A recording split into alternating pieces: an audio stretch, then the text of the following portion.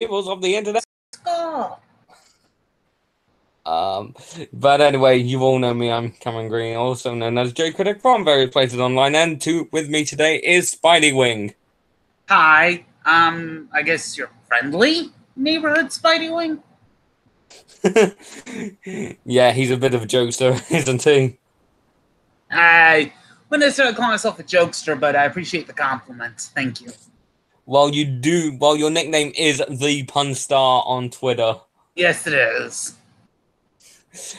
Anyway, we have a bunch of stuff to go through today because right this moment is Anime Expo in LA, and a bunch of anime stuff and anime related toku stuff has been announced, as well as a certain new thing. And we shall get to that certain new thing right now. Kamen Rider Zio's reveal, suit reveal, I guess, as it was released yesterday. Yeah, I actually like the design. I like the watch motif that's there, and if some of the rumors are going around that it's basically going to be Decade v 2.0, I am very much on that because Decade is my favorite Kamen Rider. Okay, so if it's going to be more of Decade, possibly better written Decade, I'm very much into that. Yes, because the guy who wrote the Titan movies wrote the second half of Decade. Mm-hmm. Yeah, Shoji Yomemura, I believe, off the top of my head. Yonemura, the main writer for Kabuto, Mm-hmm. as well Yeah. as various other anime franchises. But as for me, I think it's okay. What? Hang on, I need to actually look. If you actually see on the helmet, I mean it. I mean, I do like the idea of a watch-based helmet, and in the helmet you can actually see in katakana the words Carmen and Rider. Rider for the Yes. visor, and like Carmen for like the jewel on the forehead thing. Mm-hmm. I also like that his antennas are like, clock arrows. It's about time we got a decent time travel focused writer. And what's interesting about his helmet design is that the watch adjuster is actually on his right, so I'm guessing that he adjusts it to like do I don't know, various attacks or something. Maybe. I don't necessarily know if that would work that well because that would kind of require Bandai to actually release a helmet toy for Rider. And honestly, I don't know for certain though until we actually see the belt. I'm kind of convinced that the belt is also going to have that heavy watch thing, and then that turning motion that you're talking about. That's going to be what's going to activate the attack. So I think it's going to be there. I just don't think it's going to be in the helmet. I think it's going to be on the belt. Mm. Speaking of the toy catalog, that might actually come out within a few days. Ooh, I'm interested in that. Along with possibly the final toys for Lupin vs. Part, which will hopefully reveal Lupin Red and Pater Ichigo's power up item. Yeah, I'm hoping. Here's what I'm hoping. I'm hoping that what we get is with the Lupins, we get the one Ranger power up that the team shares, and then the Pat Ranger get the full team power up. Yeah, because sort of a similarity to Good Striker. Mm-hmm. Because when the Powder Rangers use Good Striker, it sort of unifies them into Yu-Gi-Oh! And then when the Lupin Rangers, they kind of do it. Red mainly does it, but he splits into three of them. Mm-hmm. So I'm guessing that it's that when Lupin Red gets his power up, it's gonna triple his fighting ability. That seems reasonable. I just that's just what I want because I'm a big fan of the team power ups. The Flash of Ginga from Ginga Man, Legend Margie Rangers. Of course. Swamp Swamp Mode mode, Deca Rangers. Rampage mode from Arbor Ranger. Yeah, Super Gosager. I don't know if you count I don't know if the not counting the final stage items when all of them get the same power of which is only meant for like one of them. Mm-hmm. Like the Hyper Shinken. Tokyujas or Chosets ninjas. Mm-hmm. But I like those team up. I like those power ups because to me it emphasizes what Like the team Sentai is is. actually getting stronger other than one individual member. Exactly. The one individual power up is definitely, I think, an influence from Rider. But you know what works in Rider doesn't always work in Sentai, and vice versa. Yeah, and speaking of which, there was a rumor that that I think that Sentai's trying to be more like Rider with there was a forum leak of the next Sentai where it was like it was going to be three teams made up of just two members. The Funk and Wagnall? That's got to be like, Fake. if it's an internal leak like from Toei, it's got to be just like ideas they bandy about while they're trying to create the next season. Again, this is just rumors, so nothing is set in stone yet. Yeah. I'll wait until we get a bit more confirmation on that front. I usually treat rumors as a neat idea or thing like that, or it's basically something to think about. Mm. But at the end of the day, what Toei puts forth is what we're gonna get. So I usually take rumors with an appropriate amount of salt. Yeah, but not as much as salt as the salty bugs, though. I love that. That's actually my favorite monster design in X-Aid. There's just something about its top hat.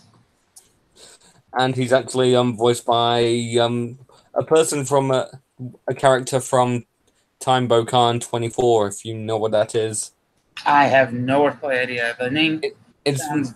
It's basically a bunch of people time travel within a beetle mecha which does transform and does get other robots, insects to power up. Mm. Oh yeah, I've actually seen the toy. I've actually seen coverage of the toys for that. The toys don't look that bad.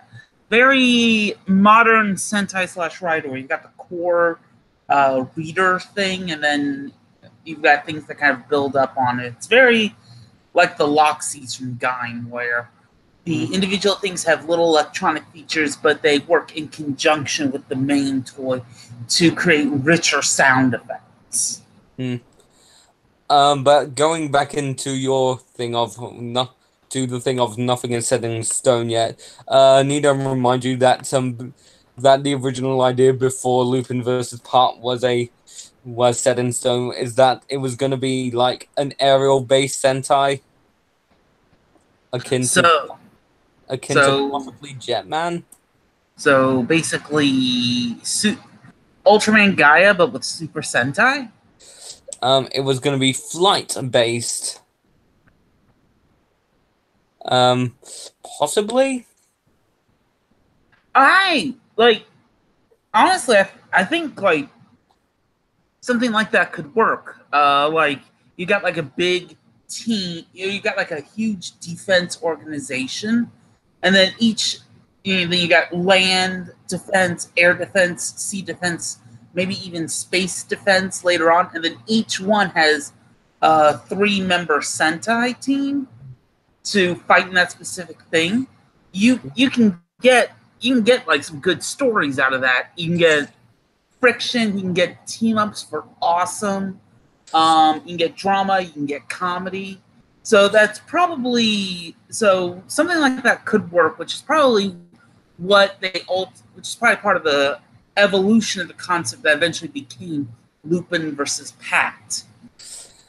Because sorry.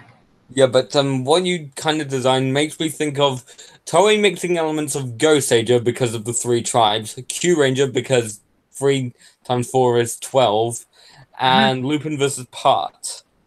Because so far, at least, it looks like the whole multiple teams with friction and getting to know each other over time seems to be translating pretty well. Yeah, but yeah, oh, sorry.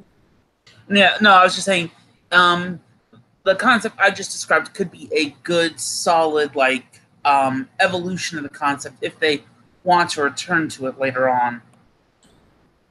You know, just store it away in the ideas vault until, you know, Lupin vs. Part has done wrapped up early production and can, you know, move on with the next Sentai. Yeah. But you wanna actually speaking of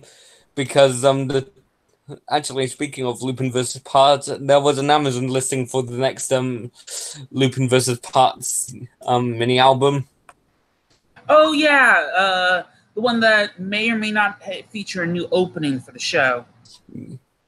Yeah, because the current opening is like, we're against each other, and now we must fight to take back what was ours. The problem with this, I really like the concept of the opening because it's 2 songs that are good on their own, but they're missing something. But then when you put them together, it becomes so much cooler than before.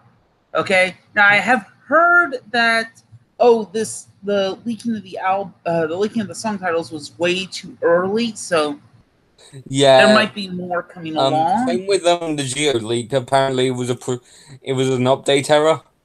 I saw that just this morning. I'm like, huh. I was not expecting like that leak to be like basically, just because someone screwed up their update schedule. But I could possibly see the new opening being, we're the best of friends, and now we must fight together. Kind of like that. Yeah, I hope they don't immediately jump to that, like, because I think Noel is the big, huge step the show needed because he's got the strong connection to the Lupin collection that the Lupin Rangers need. But then he's also got that strong connection to the Hatsu Rangers because he's a police officer. So I think most people probably at least share this opinion with me that he's probably going to be the force that kind of brings them together, which is seen literally in the cluster, the first cluster of the season, the combination between the Lupins, the Pats, Good Striker, and whatever Patron/Lupin X's mech is called. I have completely hang on. Actually, speaking of his, you probably already, his mech, his mech and changer, because it's pretty much the same thing, is getting released next week. Ooh, I didn't know it was next. I was kind of hoping it was going to be this week, but next week is at least better than like next month. But what I'm actually really interested in is just how that thing works. I think it works based on the number of times you turn the thing around the handle, just based on how it works in the show. But I'd actually have to like see some coverage, or if I had money, or like a review of how it works, basically. Yeah, basically. So I'm interested in how that works, but I don't know. His mech robot modes seem ultimately pretty, to a certain extent, hampered by the whole combination. Oh, it's his morpher. Oh, it's his mech. Oh, it's his giant robo. That I feel like that kind of hampers the design. Not that they didn't try with it, but I don't know. I feel like they should have at least separated it out a bit. Yeah. If you wanted to know the name, his mech name is X-Emperor. Thank you. But it just hit me. There's a good possibility that they probably felt like, oh, we have to, one, do something to be different, and two, with Lupin and Pat, that's a lot of toys that we released. Basically, like functionally 2 full teams worth of stuff right there.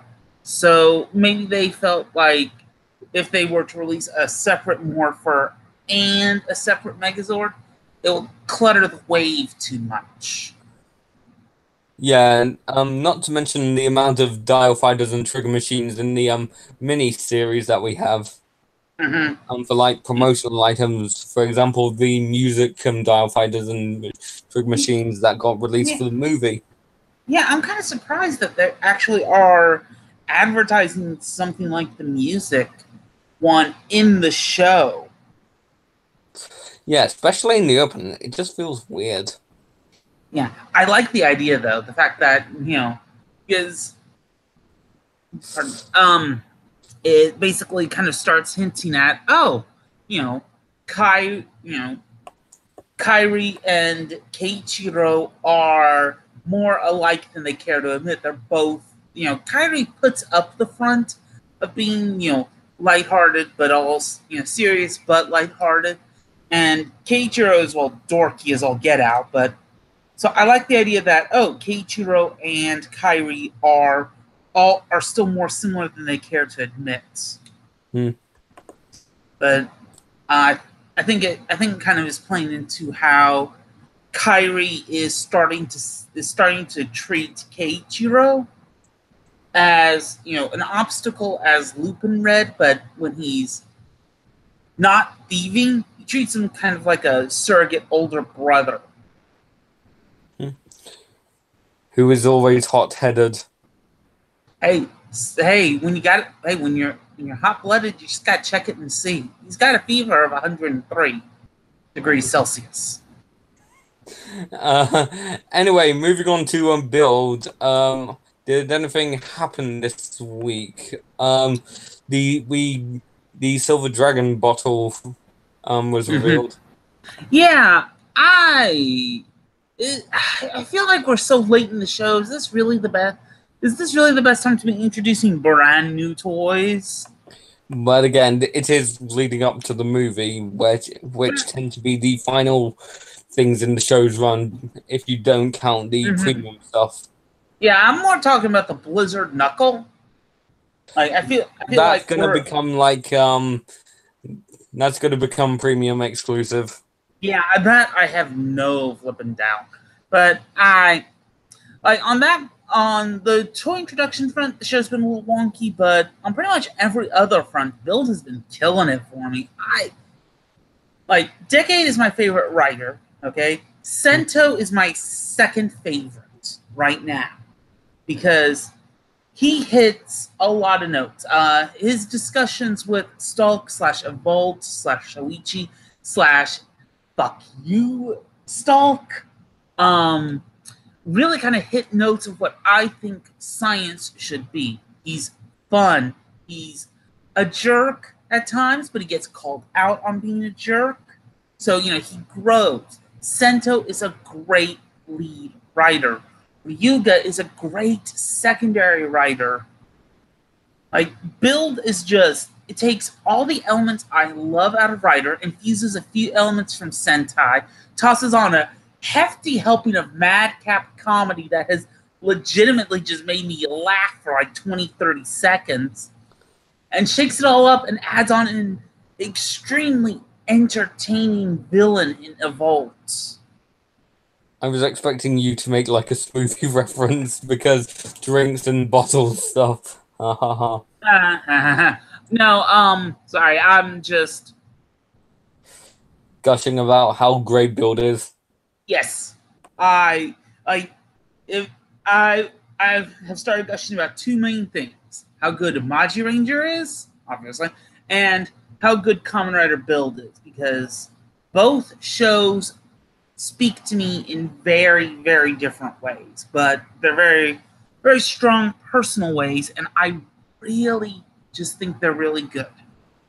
Luckily, at least with Build, my opinion is shared by a fair few people. Yeah. We have some new movie information. Apparently, we do know what evolved some races, the Bloods. I like. I feel like that's just an. I feel like they just named his race the Bloods as an excuse to. Oh, that's why he's called Blood Stalk under the Transsteam system, and I'm like, but Katsuragi was the one who named Bloodstalk as part of his introduction to the Transsteam system. So it seems a little silly, and not in the good way. But outside of that, I like the design a lot of Kamen Rider Blood. It takes elements of Hazard, of Great Cross Dragon, and obviously Evolve himself, and really mixes it up well. I like it, and the cape is cool too. Mm-hmm. Well, he does use the chest armor of Evolved in his Cobra mode. Yeah, I actually did not know that. And he does use the and his visor is like a combination between Cross-Z, regular Cross-Z / Great Cross-Z, because it's literally the same, and Bloodstalk's visor. Mm-hmm. But anyway, moving on to something that just premiered like yesterday, Ultraman Rube. Yeah, I'm still hoping that maybe some subs, that Crunchyroll will get the subs up soon. Yeah, it's weird, because they haven't done it yet, and yet it's still available on Soberai's YouTube channel. No, it's very strange. But I have watched the first battle and the opening. Usually when I'm watching Raws, I usually just skip to the big battle of the episode because I don't speak Japanese. And so it's like, oh, that's a cool scene, or that's shot well, or something like that. But I was laughing during the first battle. It was very good. Some people I noticed earlier were comparing it directly to Maji Ranger with a family theme, and the emphasis on little bits of comedy in the suit acting. So I think Rube is going to be pretty much up my alley, especially if they actually do something with the family theme, like what Maji Ranger did. Yeah. That said, I'm also still really tired of the villain has the same riser tech as the heroes, and I'm like, how? At least with Jeed, they actually you can actually potentially hypothesize a justification. Oh, Belial at some point stole a third riser from Cosmo, or not Cosmos, Hikari. Hikari. Mm-hmm. Yes, Hikari. So I could see that, but Orb, well, the Dark Ring is just weird. Actually, they do explain how Juggler and Guy got their respective rings in the Orb novel.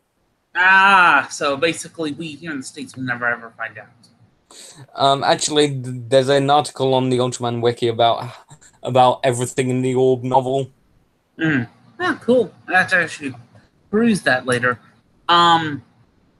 But so far we just the villain just magically has the same tech. It's not my jam. Like I wish they could have done something different, or maybe they'll justify it later on. It'll be like, oh, that's fine, that's okay. I will say this: at least they aren't doing direct fusing the powers of two ultras per se this season. Yeah, because this year they seem to have gone away with the pattern gimmick 2 years in a row, and then introduce a new gimmick in the second one, and then use that in the next one and dump the old one. For example, Ginga and X used Spark Dolls, X and Orb used the cards, all of G used the fusion. I thought G and Rube was going to be the evolution type, but apparently Rube is just going to be its standalone thing. I don't know, like, the power crystals that they use are, they still feature the past Ultras on them. So I legit don't know if they're actually going to do something with that, or if that's just, if it's just something that they're going to be using to just sell the toys. But I have seen how the Ultras arrived on Earth, and I thought this is very Ginga-esque, isn't it? Maybe. Because the Ultras shattered down into their gimmick of the year. In Ginga it was the Spardos, here it's the root crystals.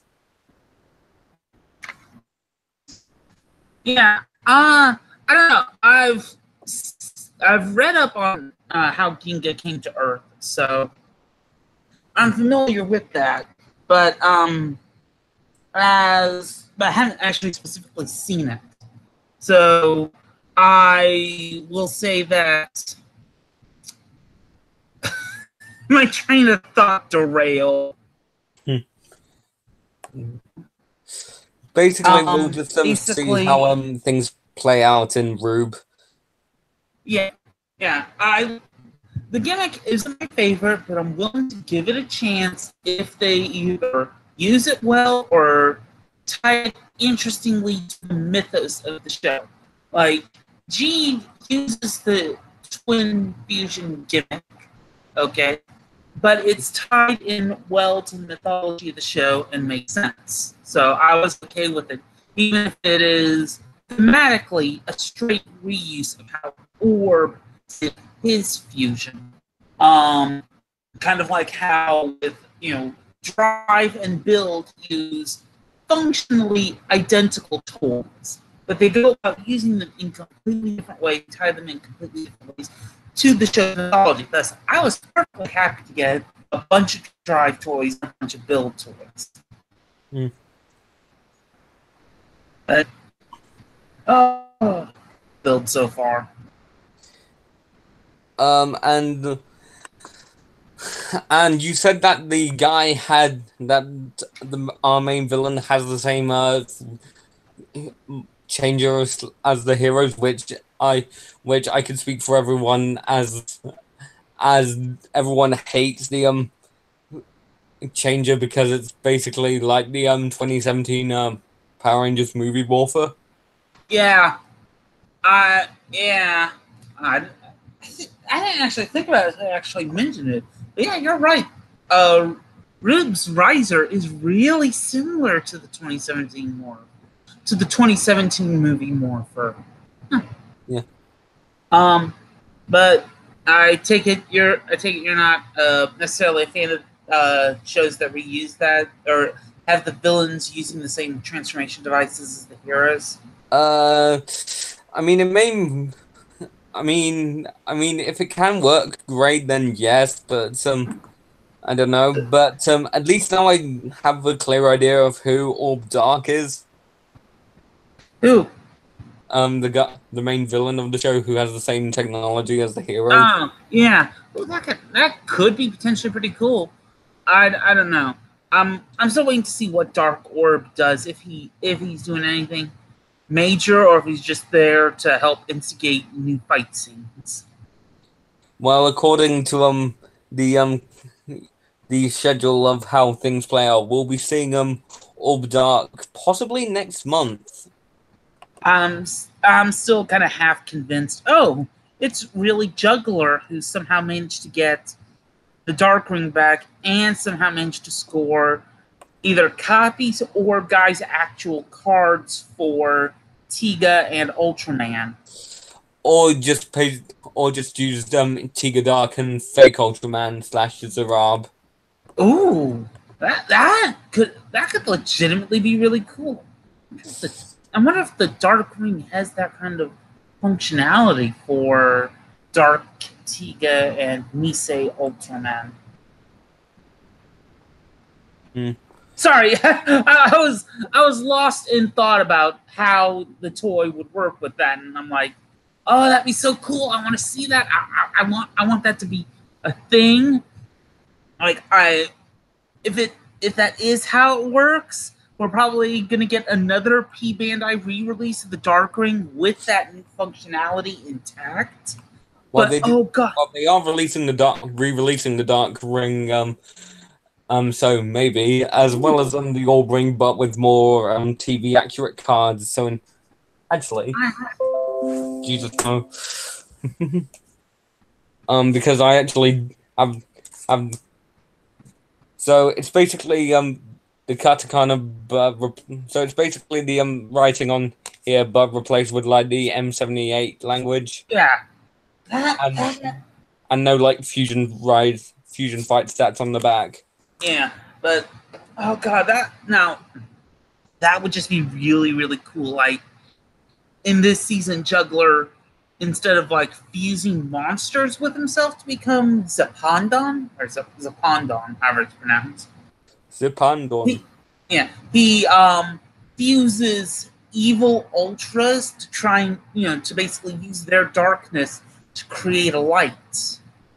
It'd be very thematic of his growth. It'd be cool as hell, excuse the language, and it'd be an excuse for Bandai to sell brand new toys. But I'm trying to think. I don't think there was an imitation Ultra or copy of Taro. So how would Dark Burmite work? Maybe his base form is just like Dark Orb, but he'll get unique suits based on fake Ultraman. Yes, based on fake Ultraman. So because we do have the Jack Robot in Zero Darkness, even though it's technically not. No, Darklop Zero. And as for Thunderbreaster, the Robot Zoffy and Belial Butter's good. Yeah, pretty much. So I don't know how you'd do Lightning Attacker or Emrium Slugger. That was it. Darklop Zero in place of regular Zero. And we already have the 7 robots. You could just do a robot version of Jack. Yeah. I'm overall interested in what they're going to be doing with Juggler and Orb and Rude. But like many things, there might be a Rude movie and Riku might come back. That'd be sweet. I like Riku because he's basically the idealized version of every Ultraman fan. And it's not treated as a bad thing. He's internalized the lessons of the show, and he uses that to become a real hero.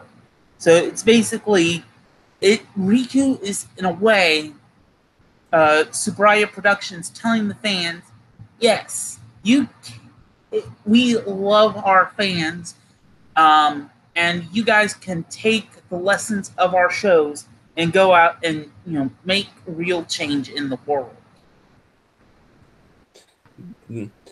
But anyway, I'm moving on to our next topic, which just got announced like today. Gridman the anime. We have some new info on it.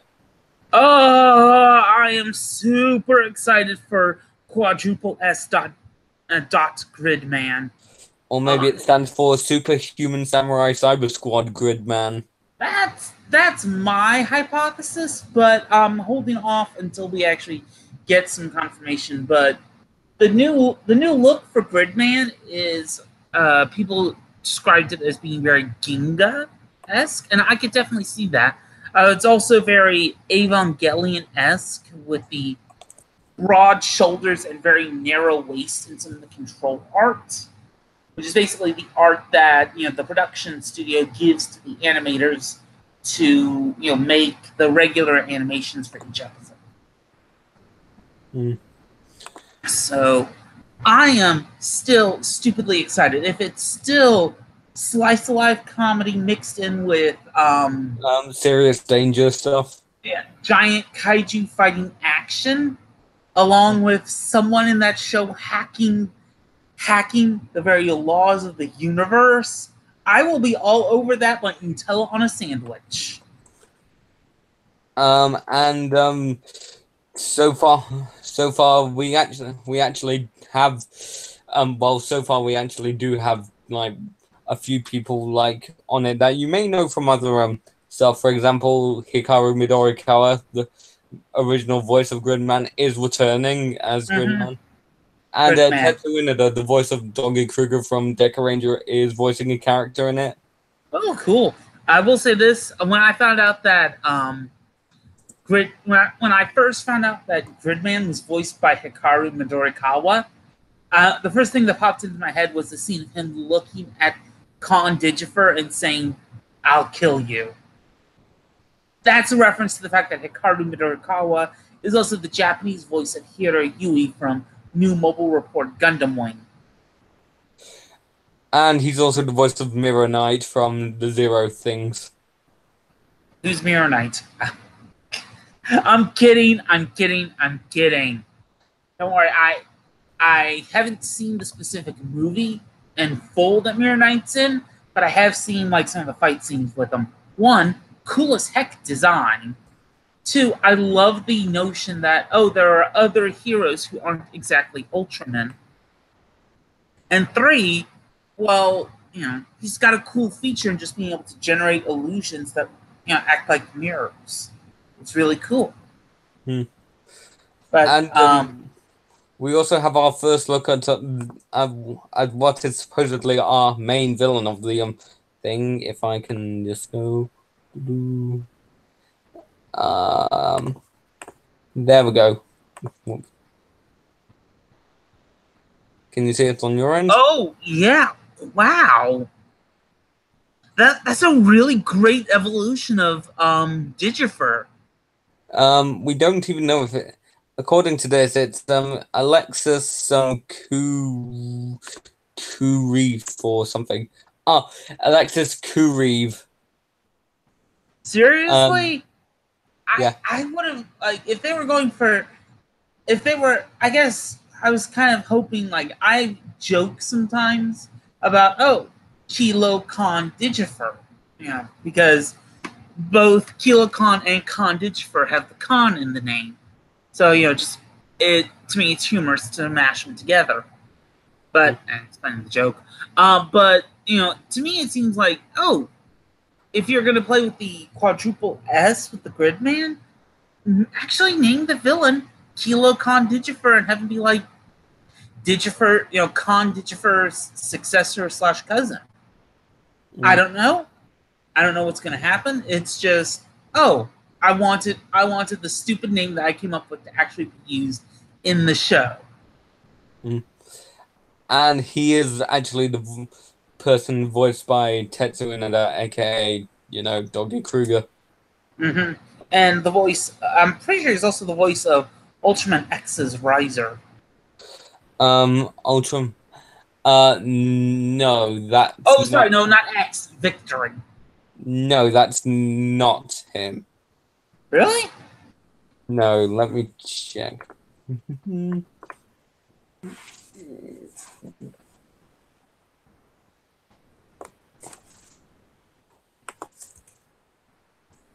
With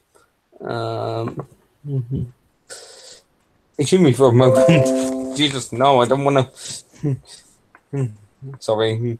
Excuse me for the dings. Apparently my headphone jack doesn't want to cooperate. I've been there. It only works at like a certain angle, so that's why that you hear like the dings on certain things. So sorry.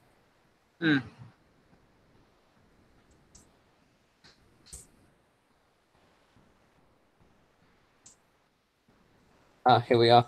Okay. Yeah. You're right. His Wikipedia entry page at least doesn't list any work with Ultraman Ginga. No. Okay, let's see.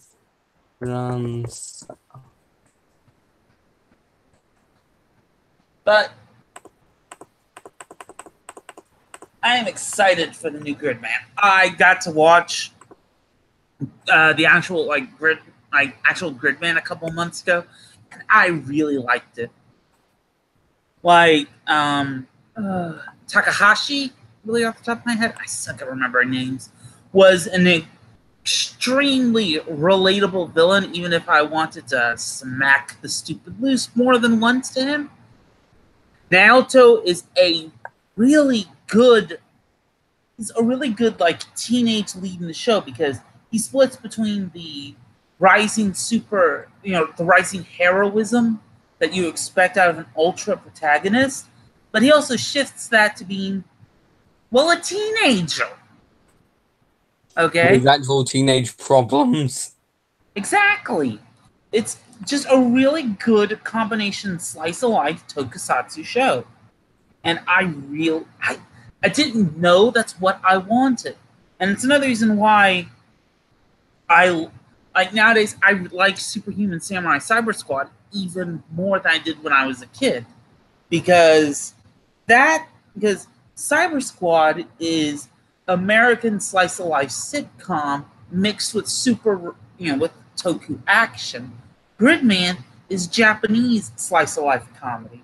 So I like the fact that both of them take the same concept, a slice of life comedy mixed with toku action, but because they're produced, for two different countries, you get two radically different shows, but that they still use the same fight footage. Although Samurai Squad has the lunch lady. Oh yes, she is the best. Yeah. And you also have Khan. Kilo Khan, voiced by Tim Curry. Yes, people seemed legitimately surprised by that. And I'm like, dude, it was the '90s. Tim Curry was everywhere in the '90s, except Power Rangers. They got Bryan Cranston for Power Rangers. Good point. No, like Tim Curry was in Freakazoid, a bunch of other stuff. He was the original voice actor for the Joker before he had to bow out of the role and suggested Mark Hamill. As well as Pennywise from the 90s. It's thing. I've never heard of it. He was also oh god, what was his name?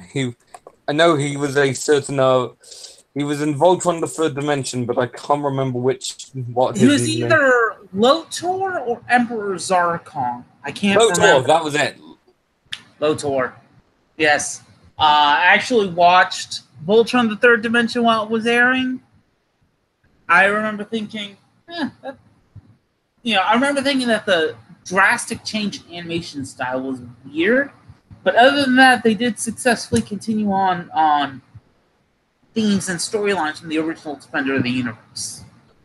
And then we got Voltron Force. I haven't seen much of Voltron Force, so I can't actually comment on it.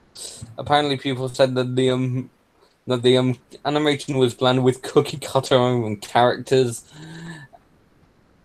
and they cancelled it on a cliffhanger. Ooh, that sucks. And then we get to Legendary Defender, which is amazing. Oh, I know. Like, people were complaining about, how Lotor was evil all along. And I'm like, or how, they felt they agreed with him when he was going with the ends justify the means. I'm like, dude, it's a kid's show. The ends, in kid shows, the ends never justify the means. Okay? So I'm legit shocked that people were surprised that, Lotor, they thought Lotor was going to stay a good guy. But it makes me interested. But now with Legendary Defender possibly over, it makes me wonder where the crew who worked on that and Legend of Korra, the Avatar franchise, are going next. VLD's not over yet. Really? Because the season finale of season 6 felt like the ending.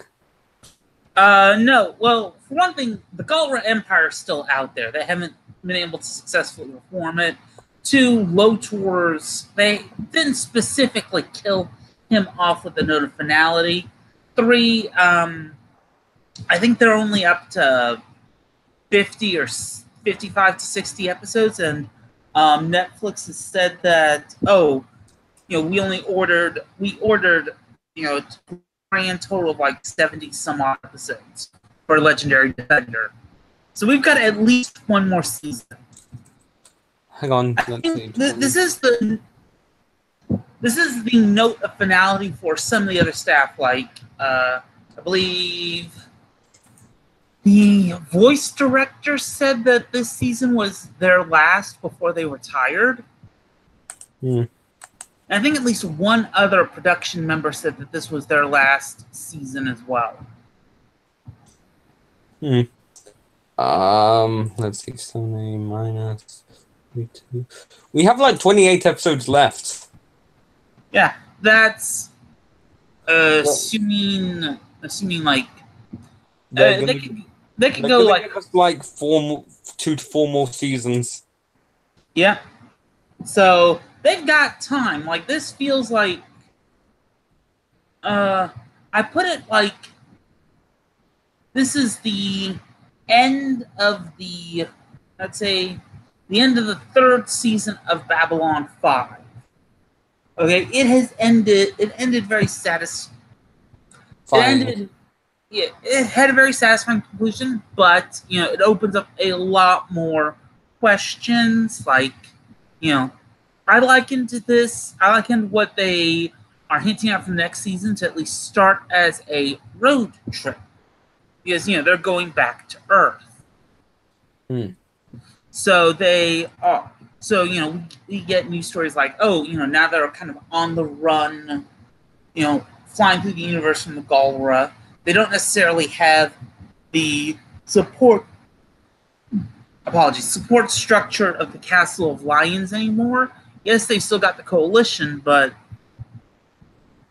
it's harder for them to get around because the Lions, while made for interstellar journeys, as we've seen, aren't necessarily made for comfortable interstellar journeys.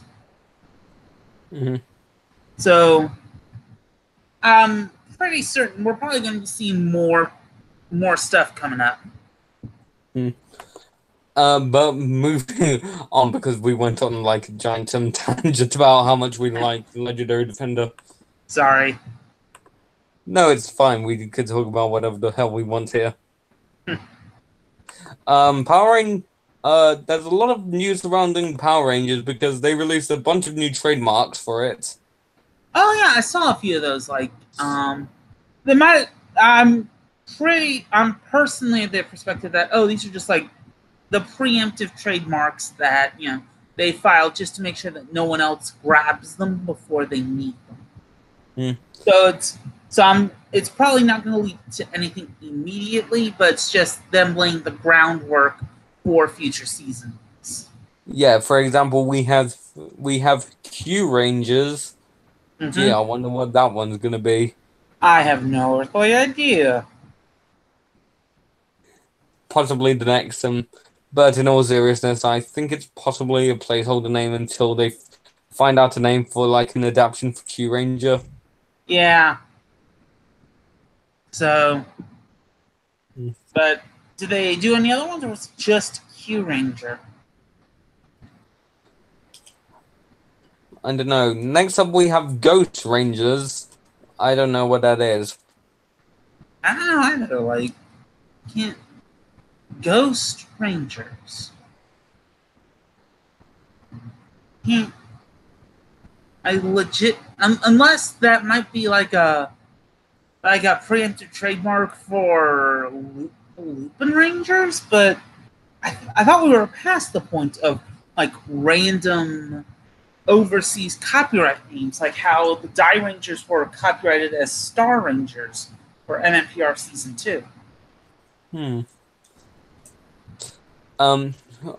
That or it may just that or Hasbro is planning to bring over Kamen Rider as Ghost Rangers. Maybe. I don't know. I thought that's what Power Rider was for.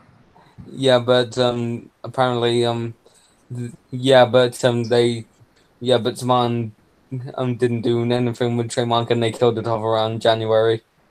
Yeah, not necessarily surprised. It was probably that was realistically probably just one thing that they probably just grabbed up just to make sure no one else could use it. And they didn't, and so the trademark is free to go or something. Hmm. And anyway, we have Power Morph. Power Morph?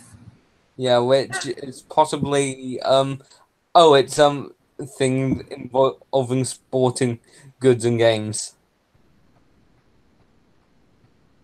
I'm sorry.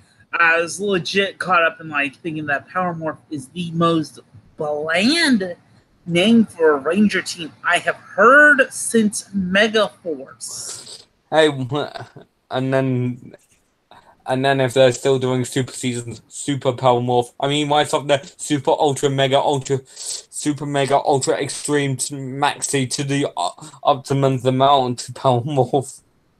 Why does the Morpher go to 11? Sorry, that's an old reference. Anyway, the next trademark is Phantom Ranger, not referring to the Phantom Ranger from Turbo. Okay, now I could seriously see Phantom Ranger as being like a more proper taking of the trademark of Lupin, because the Kaito means Phantom Thief. So Yeah. Phantom Ranger could be a way to kind of like keep that same idea of Phantom Thieves, but without having the thief part. Yeah, because they're trying to get back what is theirs, not trying to, steal stuff. Mm-hmm.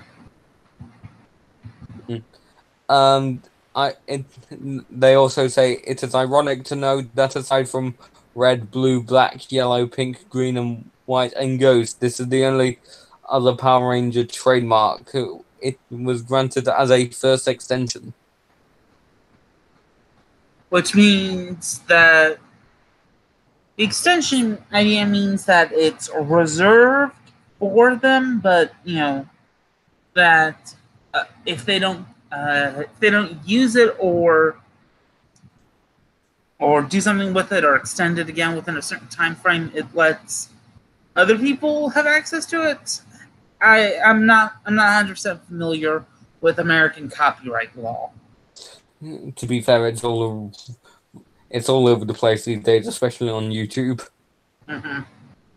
And then the final one, which is pretty obvious, Beast Morphers, the next season in Power Rangers. Yeah, I am low key excited for that season because one, Hasbro is usually pretty good about like giving their story departments a free hand as long as they advertise the toys in the way they want. Mm-hmm. I mean, look at Beast Wars. Yeah. Okay. Two, the toys. Sorry, before you move on, before someone came up with the Beast Morphers, someone that Hasbro wanted to call it Beast Machines. Yeah. Or someone half considered it before Hasbro said, no, we've already got it. We've already got Beast Machines, and it's pretty controversial. We don't want to bring too much controversy for our first Ranger season. But not as much controversy as Energon.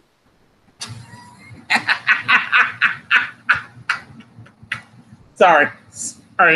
No, but I'm like, hopefully, maybe they can give Chiplin a bit more of a free hand with the storytelling, because Chip has produced good seasons, but I feel like he's I feel like he's kind of half being forced to write in a way that Nickelodeon likes, because he's written some really good Ranger stories and been EP on some really good seasons. Yeah, but what's holding him back is Nickelodeon, because they want everything to be like sitcom fart jokes and sitcom laughter after every sentence. Yeah, and Power Rangers can be funny. Power Rangers should always have like at least a low-key element of comedy. But it's all about like knowing the time and the place for the comedy. And I feel like these writers that they have currently don't know the proper comedic timing for Power Rangers. I'm quite sure they're perfectly good sitcom comedy writers. They can, they write good stuff for that kind of idea. But that's not necessarily how Power Rangers comedy works. Mm. And of course, this is all very subjective. Comedy and humor is extremely subjective. Mm. So I don't know. For all I know, for the core demographics that they're aiming for Power Rangers, Ninja Steel is killing it. Like we only get so much rating information. Mm-hmm. But then again, we don't know if they're actually gonna do like the 25th anniversary episode thing. Oh, the 25th anniversary is during Ninja Steel? Yeah. Yeah, but we don't know if it's happening at all at this point. You could say that nobody on production in New Zealand actually cares, which brings us to another thing that came out this week. Apparently, Power Rangers is moving production again. It's been confirmed that they're in production because all I've heard is they just lost the extra bonus tax write-off that they got for filming in New Zealand because the New Zealand government tightened restrictions on what you can do to qualify for that tax break. But I don't know. Like I know fans are clamoring to move it back to Canada. Yeah, but I don't think they're going to move it back to California. It's too expensive.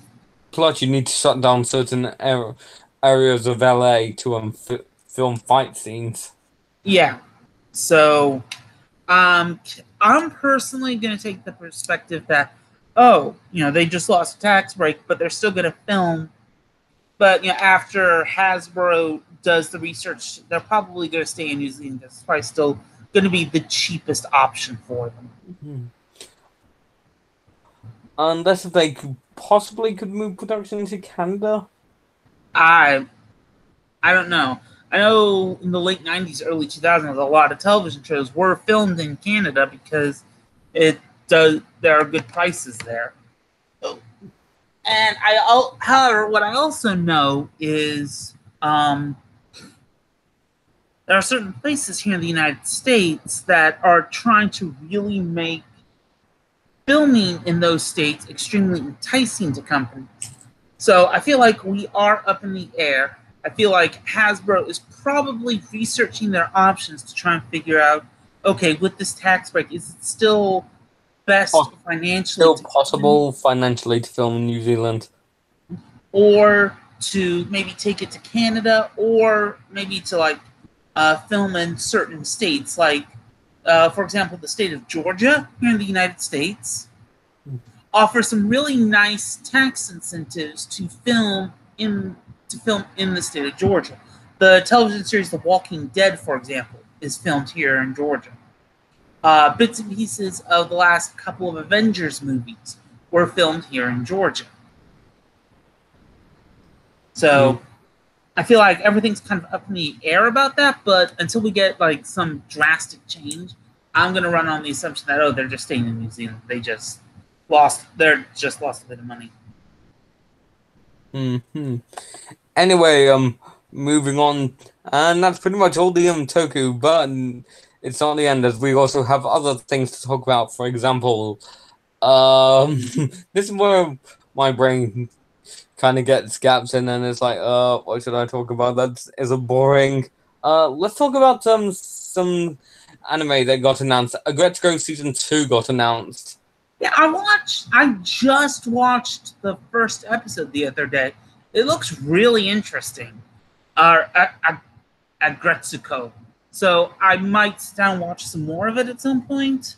But I have family and friends who really enjoyed it, and they're really excited for season 2. Hmm. I guess and I can pretty much say that for everyone's favorite character is the hyena. I wouldn't know. Like I said, I just watched the first episode the other day.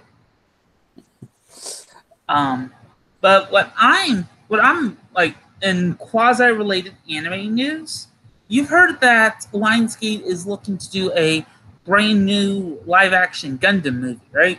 Yeah, it's been all over Twitter. Yeah, I'm I've been I can see them going two paths about that.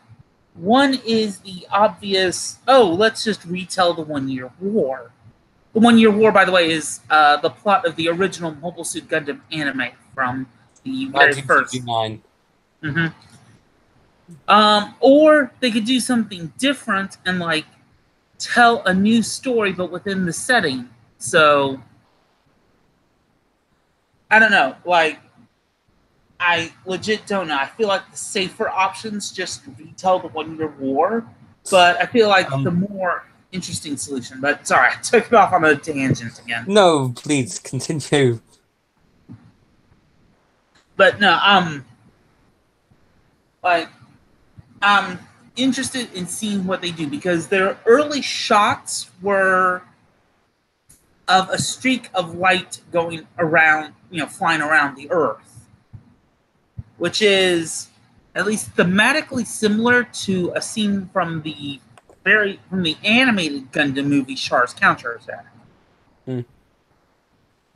But I just wanted to talk for a minute about the new Gundam movie. Sorry. It's okay. I watched the first few minutes of the first Gundam episode ever. I don't know what to make of it, mainly because I'm binging My Hero Academia at the moment.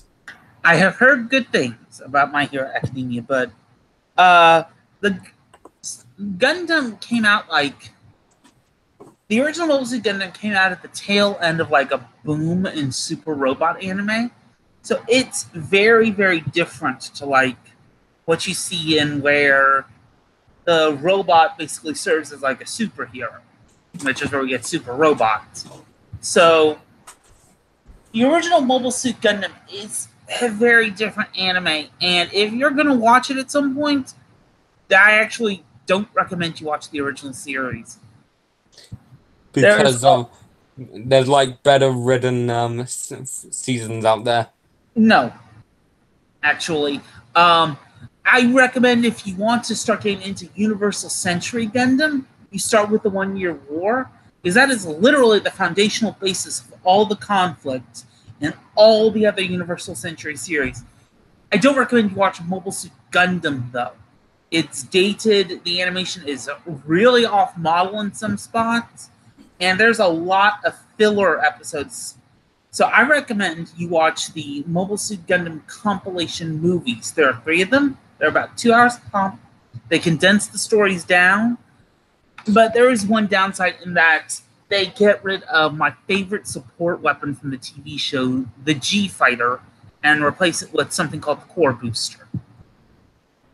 But, getting back to why I think you should watch, why I think someone who's looking to get into UC Gundam should start with the Universal Century, or start with the Gundam compilation movies to get to UC Gundam. I think it's best because it, like I said, cuts out the filler and really focuses on the core conflict between the Earth Federation and the Principality of Xeon. Mm-hmm. But what words? What did you think? What are you excited about for the new anime that's coming out? I actually want to talk about this because I actually did find out the other day. The Yokai Watch dub. Now I've already talked about this last episode, but I actually want to bring it up again because since between season 2 and 3, well, our season 2 and 3, seasons 1 and 2 in Japan, because they cut up the seasons because of the games. Yeah. They got rid of the pretty much everyone from the first two seasons, and then brought on an entirely new cast for the new seasons. Why would they do that? So, like, early in the Japanese run, was the Yokai Watch anime not performing as well as they hoped? No, it's because certain elements ties in with like the new games. Oh, so it's marketing, kind of like how each time Ash goes to a new region in Pokemon, he completely swaps out his team. So instead of Johnny Long Bosch, we have Griffin Burns. Instead of Melissa Hutchinson, we have Ray Burr.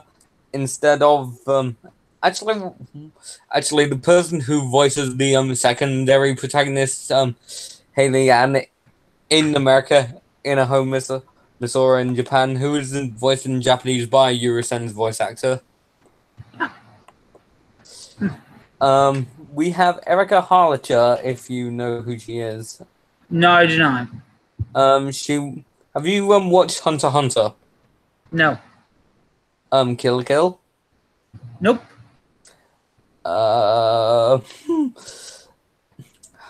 Okay, have you ever played Danganronpa? Nope. Okay, she was Videl in the Asian dub of Dragon Ball Super. I haven't watched Super. But I at least know who Videl is, don't worry. Anyway, instead of Joey Dora, we have Michael Storch, and if that name sounds familiar, he was in several Power Rangers seasons in the Saban era, the original Saban era. It's always nice to see, like, how people from Saban seasons can still get good work. Like that one guy who voiced that lizard monster from MMPR. I can't remember his name. It was in like some kind of mildly successful drama years ago. I can't remember who that is. I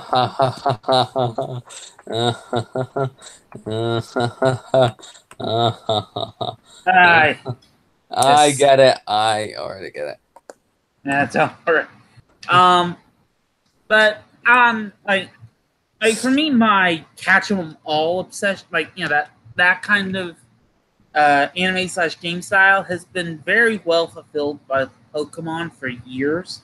So when I saw Yokai Watch getting big, I was like, oh, cool. A new generation of kids get a new thing like that. Yeah. But, it's not my thing. Like, there are certain things I look at that are popular with folks these days, and I'm like, oh, that's not for me, but it's similar to things that I know from my childhood, and I'm like, cool. Kids nowadays get to experience new takes on, things that I liked from my childhood. Like, Yokai Watch is a new take on Pokemon. The current Dragon Ball season is a revitalization of the original Dragon Ball Z, which was, from when I was a teenager. So, Yes, but anyway, getting back to the cast changes, instead of Alyson Packard, we have Kira Buckland. I guess that's okay, although I'm not 100% sure. Okay, have you ever played Nier Automata? No, but I have heard bits and pieces of it. Now I'm at least familiar with the three major characters. Kira Buckland voices the main character in Nier Automata. To be or not to be? The female one. Yes, to be. Anyway, that's pretty much all the cast changes, and no new info on Yokai Watch 4 coming this Christmas, or the new movie coming this Christmas. Sorry, I was just guessing, what system is the new Yokai Watch on? Is it still going to be 3DS? Switch. They're just moving everything to the Switch nowadays. Like, the Pokemon games, I've been hearing some rumblings that the main series is going to go to the Switch, and I'm like, I just got a new Nintendo 3DS this year. I haven't touched my 3DS in years. Wow. But no, I'm really hoping that at least for one more generation, Pokemon is on. Like, I'm hoping this upcoming game is going to be like new Nintendo 3DS exclusive, and then maybe the generation after that, if the Switch is still a thing, that port it over to the Switch, or maybe it'll be a simultaneous release where like they'll have a copy for the new 3DS and then they'll have a version for the Switch. Same games and they can communicate with each other, but one's just on the new 3DS, maybe with some lesser graphical capabilities. Yeah, but then again, we are. But then look at Let's Go. Even though I'm not a huge fan of it, you can connect your mobile device with the Switch to transfer stuff. Mm-hmm. So, and plus, we already have a Pokemon Go like game for Yokai Watch called Yokai Watch World. Come on, it was only a matter of time before they actually did it. Yeah, no, and honestly, I got this from, I read this from someone, I can't remember who, which sucks but I wholeheartedly agree with it. Basically, they pointed out that, Yokai Watch fits the idea of like a big mobile game where big augmented reality mobile games a lot better than Pokemon does. So, but then again, it does implement Google Maps more than Pokemon Go. Is that a good thing or a bad thing? I don't know. It's been a while since I've seen the trailer, and to be fair, I haven't seen any. It's been a while since I've seen gameplay footage, even though the game has already been out for like a few weeks in Japan. Yeah. See, my phone, I haven't really played Pokemon Go because my phone doesn't support. My phone's not powerful enough to support it.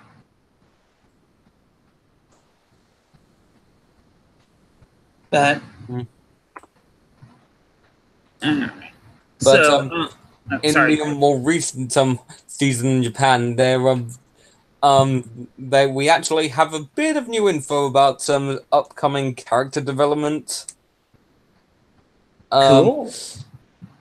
Because in the I should say now Generation 2 of Yokai Watch called Shadow Side, there are 3 humans from different cliques who get together to solve mysteries.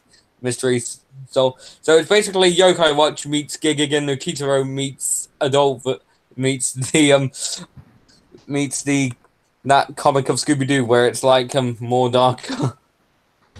Wait, so three cliques who may not know that much about each other, who may not necessarily trust each other right away, but have to work together? Yeah. That sounds very Ghost Sager to me. It's basically 3 people.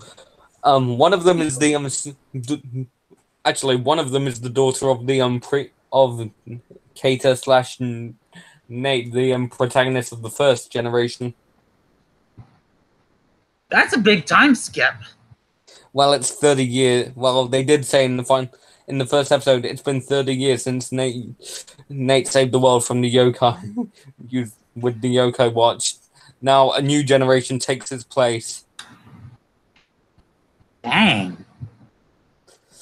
The Yokai Watch people are actually taking like steps to try and differentiate themselves from Pokemon, because Pokemon that Ash doesn't get to grow up. Well, the shadow side shadow side of things tends to be more darker than the original generation. And we have 3 new protagonists. One of them is voiced by again Yuru Senzakura in the anime. One of them was voiced by Alita from Ghost Sager in the movie and is replaced with somebody else. And one of them, I don't know if you watch Digimon or not, but The third protagonist is voiced by Koshiro Izumi from Digimon Tri. Well, I've seen Digimon Digital Monsters. I've watched a bit of Digimon Adventure. So for me, Digimon was the dub and not the sub. But yeah, I know who you're talking. I know the characters you're talking about for Digimon. Yeah, and each of them are given like a separate yokai watch that has different abilities. For example, the daughter Natsume, daughter of Nate, ha, activates her watch using keys, not the ranger keys, but called arcs. And you put them in, open up the watch, and twist it one way to fight, and then twist it the other way for the yokai to go shadow mode, which is basically the more spooky, powered up version. Yabe! Sorry, dark, spooky. That's the first thing that popped into my head. Yabe! Torma, the second protagonist, has an Omnitrix like thing where he can have, let's say, curse by the Keegan, yeah. The yokai watch ogre to fight against. Sorry, I need to. But he can transform into 4 different type of yokai. One of them is a healer, one of them is a fighter, and it's pretty much your standard RPG like things. So he's on a tattle quest. No, a tattle fantasy, if you will.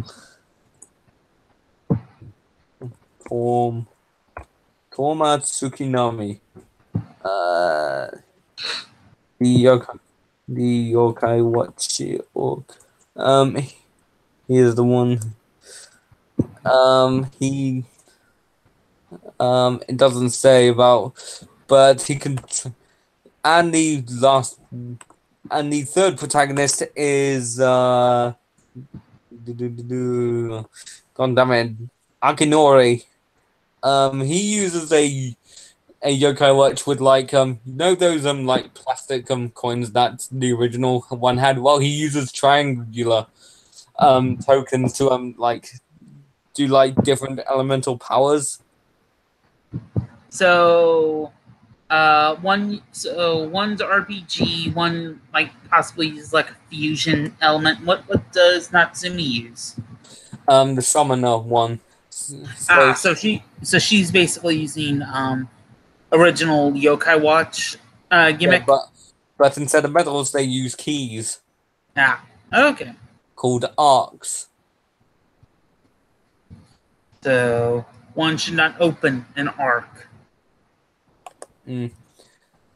But anyway, moving on to a something that got announced just a few minutes ago. Promed, the guy who created Gurren Lagann and Kill la Kill's next thing. And I can already, and an image already got put up by Trigger themselves of their main protagonist. Excuse me, there are people talking in the background. It's alright. But anyway. I'm trying to get it so you can see the thing. Anyway, there we go. That looks very, very Kamina. Yeah, a lot of people saying, "Oh, is that common? Oh, is this common?" Second try of things. Kamina-sama will always be best protagonist. His blue hair is always magical and stuff. But I don't know. Like, it looks like it's a little hard to judge just from like one screenshot. Well, again, they said, "Oh, this is the only screenshot that you can actually share on social media. Everyone has to be, hush hush until like September." So they may have showed some more stuff from it, but that's Only The for only like one. the people who went to Anime Expo, Yeah. which I salute all of them who actually have to stand in the hot LA weather and line for like hours just to get in the convention center. Oof. I hope most of those people pre-ordered their tickets. Is all. Also, Yep. I remember hearing that the first episode of Triple S Gridman was also shown off at Anime Expo. Yes, and speaking of first episodes, JoJo Part 5. I have family that's big into JoJo, so they're probably fairly excited about that. I've seen like half of the first episode. It's okay. Yeah, like my brother was I'm also showing guessing that off. the series does get better. Um, I'm like, I was like watching this, like, yeah, I've seen to me better shown in anime than JoJo. My Is it? Hero Academia. Um, for me, I'm like, okay, this may not necessarily be for me, but I can tell it's competently put together. It's a decent story, and people who like that kind of stuff are gonna eat it up. And obviously, considering how much love people have for JoJo, people have eaten it up. Actually, speaking of My Hero Academia, Deku's voice actor actually voices a character in JoJo Part 5. Oh, cool. Not his English voice actor because they're still on Part 3, I believe, I don't know. in America on Toonami. But in Japan, um, they announced have you ever watched Kuroko's No Basketball? I have heard of it, but I have not seen it. The main character of that show voices Giorno Giovanni. Mm. You also have Ultraman X's voice actor voices Bruno in Part 5. Oh, cool. You also have the voice of a Eraserhead of Hero Academia voices Leono Abiccio. And he was also the voice of the Buggle Visor Vi in X-Aid. Sorry, We also have the voice of the Rainbow Line president from Tokyo voicing Guido Mista. cool. It's always weird to see like somehow Toku work gets some actual like real solid voice actors to be on the show. But Yeah, because again, Toei was an animation group before they decided to go ahead and first with live action drama stuff. mm-hmm. They've been producing animation for like I think 55 years. No, 65 years. Damn. Yeah. Here we are. Deku's voice actor voices Narantia Giza. Gurga. I'm Oh, not it's familiar with the Griga. character. Also, you see, at first when I first heard about the voice actors, I thought, oh god, I saw someone that whose name looked very familiar, and I was like, oh god, tell me he's not in here. And I looked it up, and luckily it's not the same person. Who was it? Gokai Silver's actor. Oh, I thought Gokai Silver's actor was in something. Yeah, he was Joe in Digimon Tri. Ah, Have you watched Nisekoi? I've read a bit of the manga. The main character Chitoji Kurosaki voices voices Trish Una, and that's pretty much all of the JoJo Part 5 new characters in Part 5. The others are just returning characters from previous parts.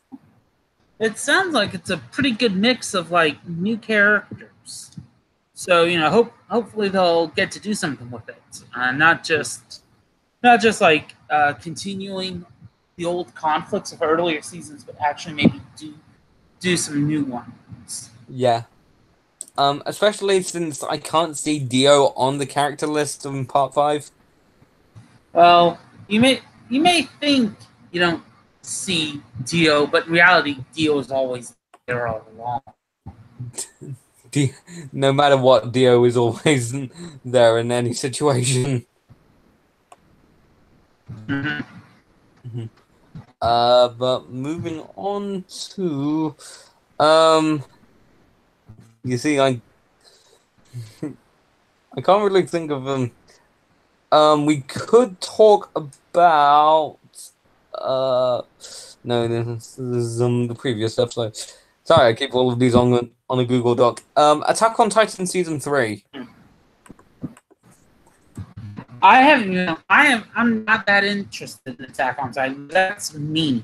So when I was a kid, like that whole post-apocalyptic style, I watched an anime back in the day called Blue Gender.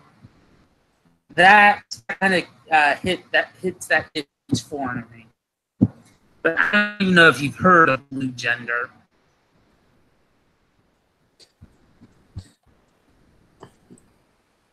In the far-off year of 2009. Sorry, I'm reading the plot of Blue Gender. In the far-off year of 2009, Yuki Kaido is an average adult male diagnosed with a serious disease and was put into cryogenic stasis until a cure was found. 22 years later, he is awakened in the midst of a raging battle between armored soldiers and insectoid beings called the Blue, which have overrun the Earth. Yeah. As for me on Attack on Titan, I haven't seen it, but people act like it's the only anime that exists. I mean, there are other choices. Yeah, you could be like me and watch Setai Yakuin Domo. I was gonna say, wait, does that translate to The World Ends With You? No, Setai Yakuin Domo literally translates to student council officers. Okay. It's based off of a 4-koma manga, and I didn't realize until like I actually really got into it that I was a big fan of the, for lack of a better term, the bokeh and tsukomi style of comedy from Japan, Manzai style. So that really got me interested in it, and I just really like it. It's a fun show with fun characters. But as for me, I haven't seen it. As for me, I haven't seen Attack on Titan. A lot of my friends actually have, and they say, "Oh, it's the best anime ever." But for me, the best anime, in my opinion, again, is My Hero Academia, mainly because I've just been binging on. I don't know. It's like the perfect shonen story.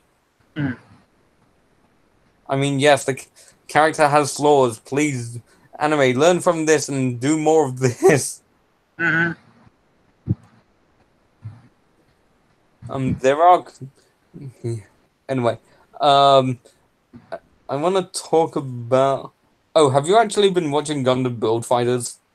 You mean the current season Gundam Build Divers? Yes. Okay, let's talk about that. All right. As for me, I haven't seen Build Divers. I have seen Build Fighters. Well, half an episode at least. You need to watch more Build Fighters. Yeah, that's what everyone has been saying. Well, everyone's right. Build Fighters is really good. And already, Wow, the Buggle voice just isn't everything nowadays. Oh wow. Yeah. We also have um um sorry, I'm just trying to see if I recognize anyone else. Mm. I'm gonna say that hmm, I want to say that there has someone else that I know, although I may be confusing it with someone else due to them having similar sounding last names. Mhm. But we also have the voice actor for Kirito from Sword Art Online in it. Hmm. Yay.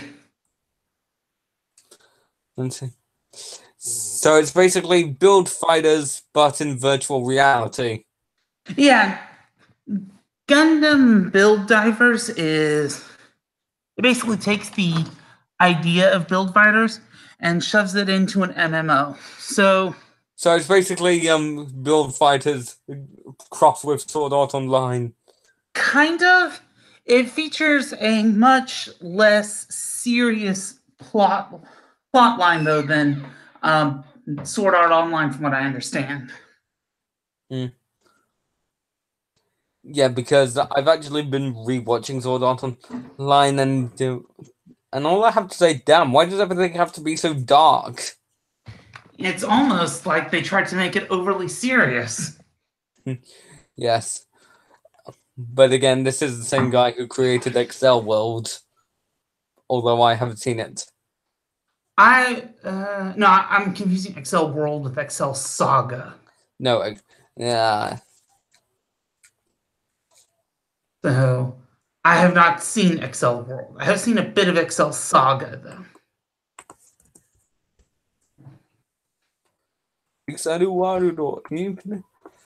yeah, it's the same person.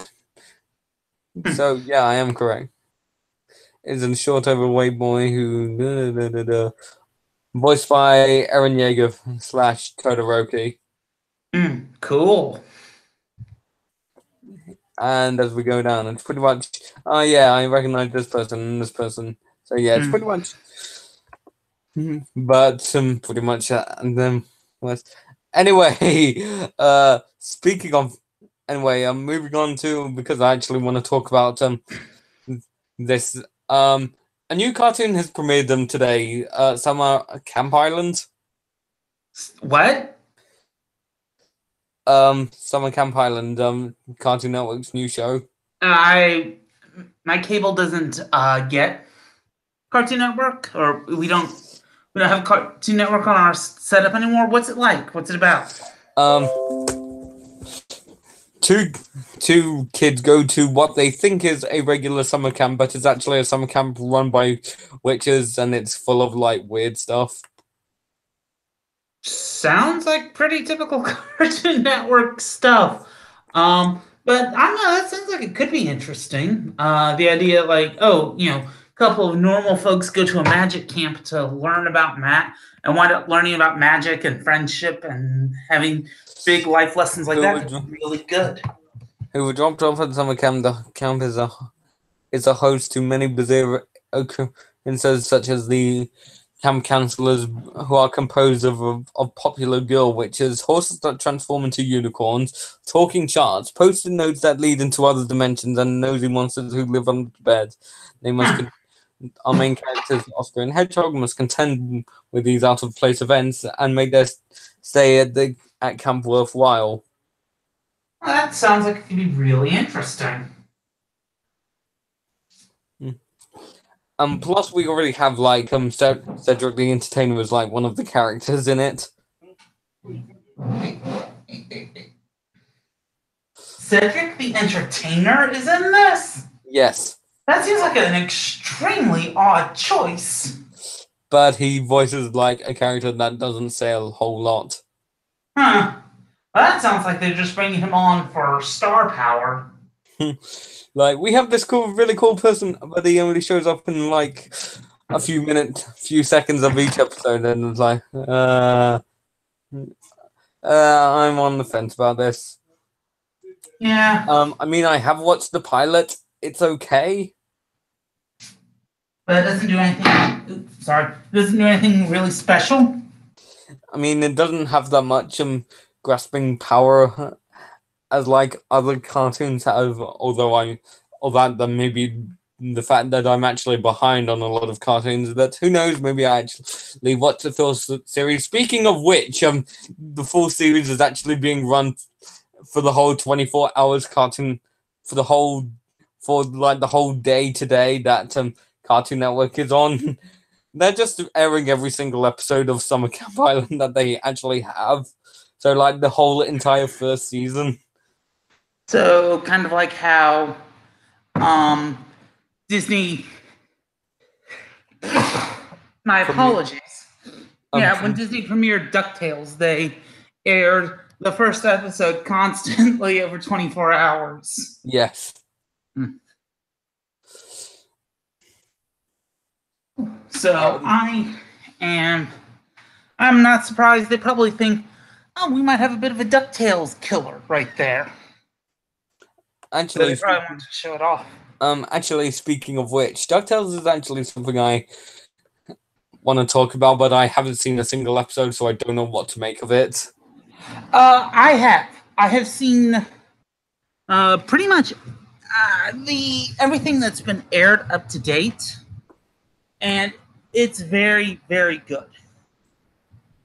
That's what everyone's been saying. However, I haven't seen a single episode of the new show, so I'll just have to take your word for it. Well, they're moving DuckTales over to regular Disney Channel now, so if your cable package that's something I already mentioned in like the first episode of MegaCast. Disney apparently is already is just killing Disney XD by having all their cartoons move over to the main channel, because again, this is from personal this is my personal cards everywhere, but probably they're getting lower viewership because they're just running the same sitcom idea every single hour, and like no cartoons are like airing on there.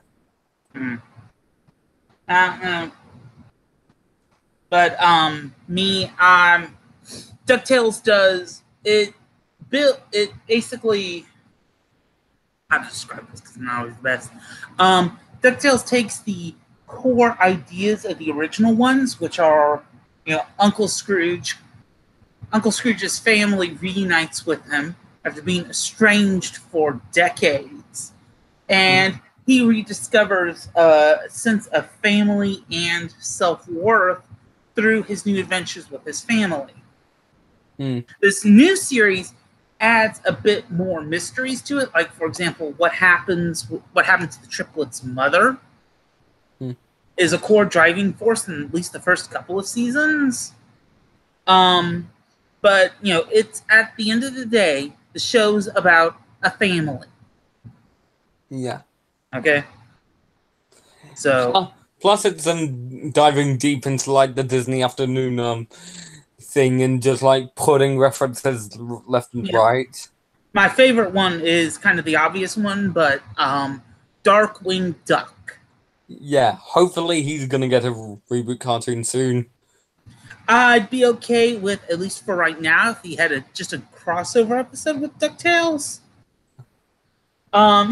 He gets a mention and a shout out through Launchpad being a huge Darkwing Duck fan, which is flipping amazing, which is a really great way to kind of recontextualize the hero sidekick partnership that they had in DuckTales. But so I'm really looking forward to seeing what they're going to do coming up next with DuckTales. Plus, they already mentioned the gummy bear, so pretty much anything could happen. Yeah. Well, heck, they mentioned I believe at some point they mentioned the city from Tailspin. Yes, as well as the city from Goof Troop, apparently. Huh. I didn't know that one. It was in the first episode. You probably may have missed it. Yeah. I will wholeheartedly say that. Oh, I either saw it and forgot it, or I probably just missed it. Anyway, speaking of Disney cartoons, Big Hero 6, that cartoon. Oh, I'm surprised it hadn't got one sooner. I thought Big Hero 6 was a fairly successful movie. Yeah, however, I did.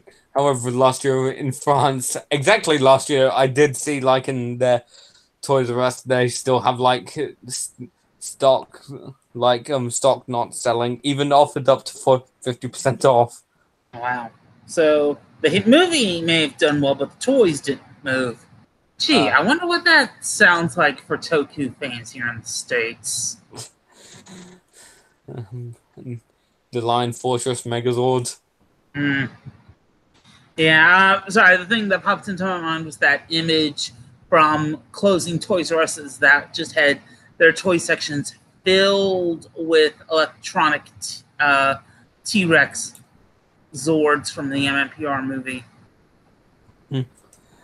Speaking of that movie, I actually want to try and get the Zords from that for a upcoming video. Now, I won't spoil what it is, but it's pretty obvious. But if you follow me on Twitter, then you pretty much may know what it's gonna be. Hashtag blatant Twitter plug is obvious. I mean, I do plug in the Legion of Boom like every single episode, so. But anyway, the first episode of the Big Hero 6 cartoon is between the gap from that fight, from the fight at the end of the movie to when, spoilers, when Baymax actually returns, hence the name Baymax Returns for the first episode. So the TV show basically spoils the entire movie for people who haven't seen it. Yes, while they deal with new threats, and while they actually deal with like new threats like a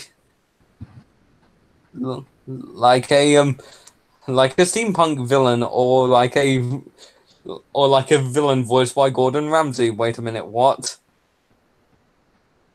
What? Why the Yeah. hell is Gordon Ramsay getting into voice work? Or like a villain voiced by Mara Wilson. Well, I think she's at least done a bit of voice work, and she's an actress, but Gordon Ramsay? Yeah. Also, shock of all shocks, we actually have Christy Carlson Romano in the show. Hey? Do you know who Christy Carlson Romano is? Not off the top of my head. She's the voice of Kim Possible. What's Kim Possible? Have you ever watched Steven Stevens? Nope. I I am your nemesis. I should explain for the people who may not know immediately. I'm old, so I try and keep up with stuff just because, I like to be knowledgeable about what's on TV and stuff like that, but not everything I'm familiar about. Like, for example, I have seen some Kim Possible. Okay, then she voices the main character of Kim Possible. So she's Kim's voice actress. Yes. Some of my I haven't seen that stuff. I play up for comedy, but some of it is legitimately I don't know who that voice actor is. I don't know who that voice actress is. I don't recognize the character. However, her appearance in Big Hero 6 actually does make sense since the cartoon is developed by the creators of Kim Possible. Is she coming into the show as Kim Possible or just as a random character? Yeah. Actually, speaking of Kim Possible, have you actually heard about the live action thing? Maybe at some random point, but if I had, it's been a while. Has there been some new news about it? Not if I've heard about it. Let's see. They are moving the casting. 6 key roles. We have Alyssa Hannigan as the mother. I think I saw that. That was Very good choice for cast. Connie Ray, Connie Ray as the grandma. Todd Stashwick as the main villain. Taylor Ortega as Shigo. Ciara Wilson as Athena, and Erica Tham as one of the main character's best friend. That's sounds like a pretty good cast right there. However, we have Have you already seen that Have you already seen that sketch where the original voice actors actually showed up? Actually, did okay. We're here to play the thing, and the casting director was like, "No, we already have someone else." No, I have not. It's really funny. You should go look it up. Which they actually announced that Sadie Sandley and Sean Giambro. I don't know. Adam Goldberg from the Goldbergs. They're playing Kim and Ron. Cool. And with that brings this episode to an end. So thank you for coming on, Spidey. I really do appreciate it. Not a problem. And stay tuned next week as we actually have a special crossover episode, which if you're probably notable about other podcasts, makes it less mysterious and stuff. But anyway, that's it for me and my co-host for today. And until next time, sayonara, amigos. which I really still need to end on. Find an ending for most of my videos. But anyway, bye.